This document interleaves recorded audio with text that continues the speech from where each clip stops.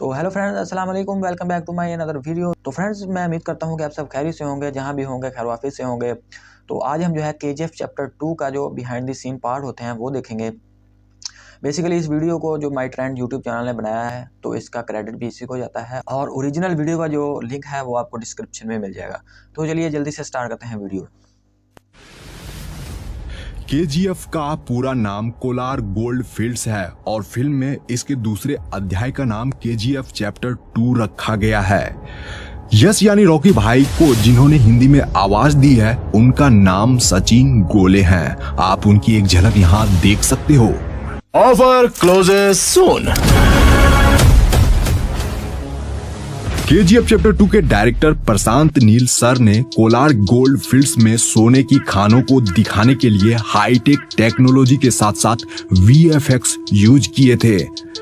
Lead cast के अलावा इस फिल्म में 800 से ज्यादा जूनियर आर्टिस्ट को लिया गया, जिन्हें आप यहाँ देख रहे हो।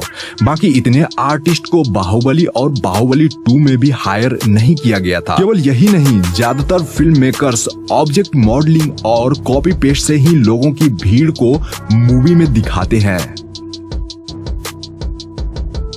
एरी एलेक्सा SXT जैसी हाई डेफिनेशन कैमरे को सिनेमेटोग्राफर भुवन गोंडा ने कंधे पर रखकर सारे एक्शन सीन शूट किए थे ताकि शॉट परफेक्टली लिया जा सके। इतना ही नहीं, इस एक कैमरे का वजन ही 40 किलोग्राम है। वैसे इस फिल्म में 150 से ज्यादा कैमरे यूज हुए हैं, जिन्हें डिफरेंट एंगल दिखाने के लिए इस्तेमाल किया गया था। मैं आपको बता दूं कि भुवन गोंडा सर डायरेक्टर साहब के पसंदीदा सिनेमेटोग्राफर हैं। उन्होंने KGF चैप्टर 1 को बनाया था।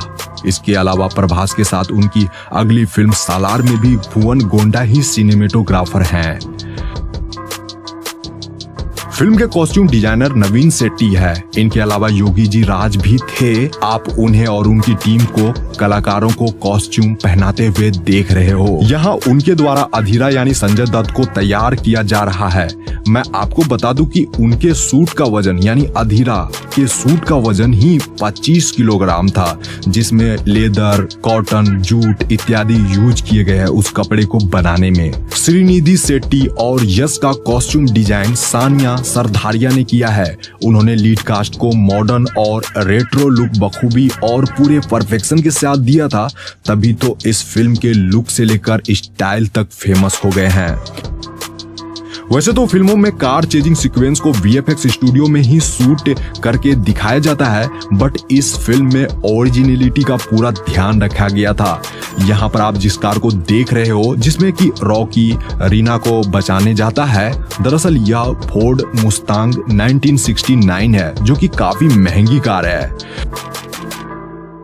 मुख्यतः KGF चैप्टर 2 फिल्म की शूटिंग कोलार गोल्ड फील्ड्स के अलावा बेंगलुरु, हैदराबाद और मैसूर में शूट किया गया है, जिसके बारे में आप आगे जानोगे।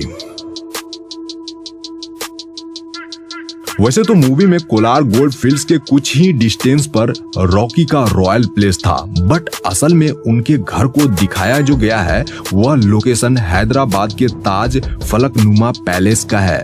बट फिल्म में हमें ये दोनों चीज एडिटिंग के जरिए एक साथ यानी अगल बगल में दिखाई गई थी। मूवी का यह सीन उस समय का है जब रॉकी को देखकर लगता है कि वह अब सब कुछ हार चुका है, बट वह इनायत अली से डील करने दुबई चला जाता है। तो वहां जो बीच वाली लोकेशन पर यह वाली शूटिंग आप देख रहे हो, वह एक्चुअली इंडिया का ही लोकेशन है। कर्नाटक के पाडुकेरे बीच के मलपे में इस वाले सीक्वेंस की शूटिंग हुई थी। अब क्लाइमेक्स के इस सीन को देखिए। आपको क्या लगता है कि क्लाइमेक्स बनाना कितना डिफिकल्ट होगा? फिल्म मेकर्स ने अपने टोटल बजट का 15% हिस्सा क्लाइमेक्स के लिए ही बचा कर रखा था, यानी सिर्फ क्लाइमेक्स पर ही 12 करोड़ रुपए खर्च कर दिए गए थे। एंड लास्ट वाला फाइटिंग सीन है जहां पर अधीरा और रॉकी को लड़ते हुए दिखाया गया है, जो कि काफी दमदार फाइटिंग सीक्वेंस में से एक है। तो इस जगह पर दोनों ने दमदार फाइटिंग तो करी है, बट जानकर आपको अच्छा लगेगा कि इस एक्शन सीन के लिए ना तो यश और ना ही संजय दत्त ने कोई डबल बॉडी इस्तेमाल किया है। यानी कि यहाँ कोई भी डबल बॉडी नहीं है। ब्यूटी पेजेंट श्रीनिधि जी, जिन्होंने इस फिल्म में रीना का किरदार निभाया है, जो कि रॉकी की वाइफ रहती है, यहाँ उन्हें आप बिहाइंड द सीन में देख रहे हो, वो अपने शॉट को खुद से देख भी रही है एंड वो काफी अच्छा फील कर रही है। और यह क्लिप होली का है। वह और उनकी टीम यानी केजीएफ टीम ने इस साल सेट पर ही होली खेला था। उन्हें गुलाल लगे हुए आप देख रहे हो।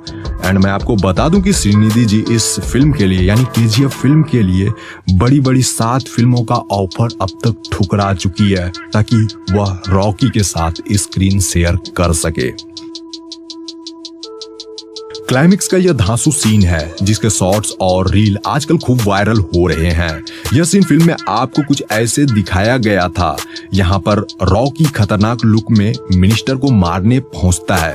तो फिल्म में दिखाए जाने वाला यह सीन एक रियल लोकेशन का है, यानी कि इसे वीएफएक्स स्टूडियो में बनाया नहीं गया था, बल्कि यह लोकेशन मैसूर के इन्फोसिस कैंपस का है जो कि कर्नाटक में स्थित है। इस जगह पर AK-47 की ढेर लगी हुई है और यहाँ पर कुछ पुराने जमाने की जीप और एम्बेसडर कारें भी दिख जाएगी आप लोगों को।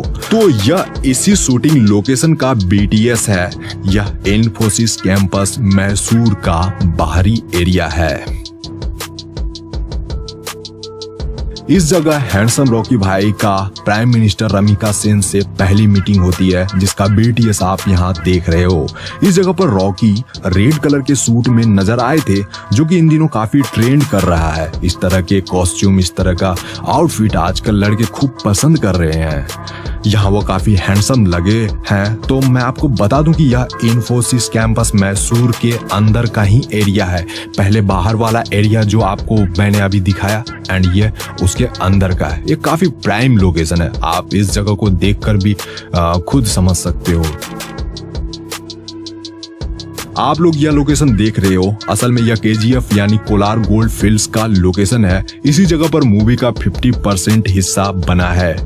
यह कर्नाटक के कोलार में ऐसी एक असली जगह है। यहाँ पर सच में सोने की बहुत सारे खदानें थी कभी। तो KGF चैप्टर 1 और KGF चैप्टर 2 की पूरी स्टोरी कोलार गोल्ड फील्ड्स में बनी सोने की खदानों पर आधारित है। यह लोकेशन बेंगलुरु से लगभग 100 किलोमीटर की दूरी पर स्थित है एंड KGF चैप्टर 2 का भी सेट यही है। वैसे तो KGF की स्टोरी काल्पनिक है, लेकिन कहीं ना कहीं इसे आप लोग रियल कोलार गोल्ड फील्ड से रिलेट कर पाओगे। साल 1981 की प्राइम मिनिस्टर रमिका सेन यश को इंडिया का सबसे खतरनाक क्रिमिनल बताकर उनके खिलाफ डेथ वारंट सिग्नेचर करती है।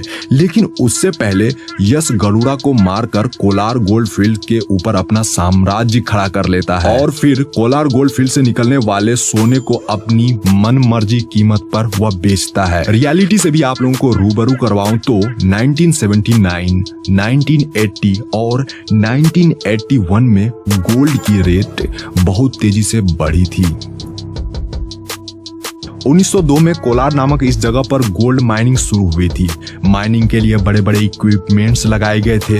उस समय ब्रिटिश की हुकूमत थी जिससे कि उन्होंने भारत में गोल्ड माइनिंग के लिए एक डैम बनवाया जिसे कावेरी डैम कहा जाता है। तो इस डैम से काफी मात्रा में बिजली उत्पादन की जाती थी। मैं आपको बता दूं कि तब एशिया में कुछ ही चुनिंदा देशों में इलेक्ट्रिसिटी जैसी कोई चीज आई थी, जिसमें सबसे फेमस था जापानी पावर हाउस जो कि आसपास के देशों को बिजली प्रोवाइड करता था। कावेरी डैम से इतनी ज्यादा इलेक्ट्रिसिटी प्रोड्यूस होने लगी कि आसपास के शहरों को भी इसका फायदा मिलने लगा था। यही वह बड़ी वजह है जिससे कि बेंगलुरु देश का सबसे पहला बिजली संपन्न शहर बन गया था, जो कि फैक्ट भी है। तो जैसा कि मैंने कहा कि यह लोकेशन रियल है। KGF चैप्टर 2 के डायरेक्टर प्रशांत नील सर चाहते तो ये पूरी फिल्म VFX स्टूडियो में भी बना सकते थे, लेकिन यहाँ जो सेट तैयार किए गए थे उनके पीछे काफी मेहनत लगी है। एंड मैं आपको बता दूं कि KGF मूवी के कोलार गोल्ड फील्ड के इस सेट को बनाने में 9 महीने लगे थे और 250 लोग प्रतिदिन काम करते थे। देखिए, गोल्ड माइनिंग के लिए साइनाइड का यूज किया जाता था पहले। यहाँ जो आप इस जगह पर इतने बड़े विशालकाय गड्ढे देख रहे हो, यह फिल्म मेकर्स द्वारा नहीं करा गया, बल्कि ये माइनिंग करने से ही इतना बड़ा गड्ढा बना है। अब सोचो कितनी ज्यादा साइनाइड यहाँ यूज किए गए होंगे। यहाँ तक कि इस जगह पर साइनाइड के पहाड़ भी बन गए हैं एंड उसकी धूल से फिल्म मेकर्स और क्रू मेंबर्स को काफी ज्यादा परेशानी का सामना करना पड़ता था। तो आप लोगों ने यहाँ जाना कि KGF चैप्टर 2 को बनाने में कितना हार्ड वर्क लगा है। KGF चैप्टर 2 मूवी को बनाने में लगे हार्ड वर्क के बारे में आप लोगों ने तो जान ही लिया। ज्यादा से ज्यादा आप लोग शेयर करो ताकि और भी लोगों को पता चल सके कि ये फिल्म कितनी मुश्किलों से बनी है। Thanks for watching. मिलते हैं एक शानदार वीडियो में। अपना ख्याल रखिए। Take care. Bye bye. तो फ्रेंड्स, जैसा कि आप लोगों ने वीडियो में देखा कि KGF चैप्टर 2 को एक अलग ही अंदाज से बनाया गया है। यानी इसमें VFX का भी कम से कम इस्तेमाल किया गया है, ओरिजिनल प्लेसेस का ज़्यादा इस्तेमाल किया गया है। तो सबसे मेन और पावरफुल चीज़ जो है इसकी है डबिंग। तो जिन लोगों ने भी हिंदी में मूवी देखी है, यानी हम लोगों ने हिंदी में देखी है, तो हम ये महसूस ही नहीं कर पाए कि इसके ऊपर वॉइस की डबिंग भी की हुई है। और इस फिल्म में रॉकी भाई की जो एक्टिंग और स्टाइल है वो भी सबसे अलग है, जो कि मूवी का सबसे अहम पार्ट होता है। सो फ्रेंड्स, इसी के साथ वीडियो को एंड करते हैं। आई होप आप लोगों को वीडियो पसंद आई होगी। तो वीडियो को लाइक और चैनल को सब्सक्राइब करना मत भूलिएगा। Thanks for watching.